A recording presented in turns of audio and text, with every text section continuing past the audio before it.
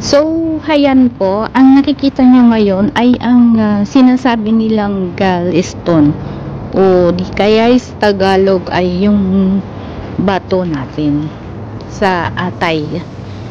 So, may nagturo kasi sa akin na uminom daw ako ng ganito, ganyan para malinisan, ma-detoxify yung aking liver.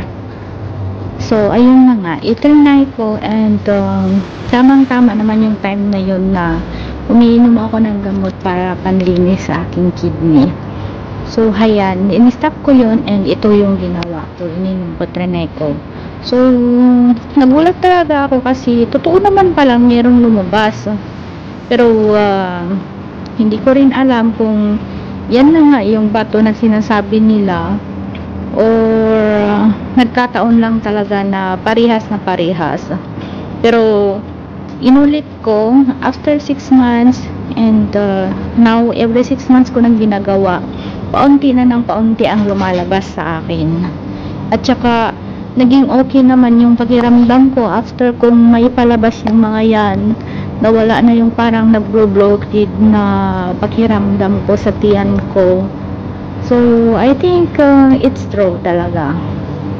So, lahat ng mga ginamit ko, ituturo ko, ipapakita ko sa inyong lahat sa next vlog ko. Kasi, ngayon, kailangan ko munang bumili ulit ng mga gamit para magawa ko ulit siya. So, mag-subscribe kayo sa mga nangangailangan talaga ng ganitong procedure. Natural remedy of flushing gallstone. So, hayan, i-subscribe nyo lang ako, ikalimbang para ma-update kayo sa susunod kong pagbablog. So, maraming salamat. Sana makatulong sa mga tulad ko na walang pampaopera. Maraming salamat po. And God bless everyone. In the next vlog mga lalabs ko. Bye bye po. Stay safe and God bless everyone. Bye bye.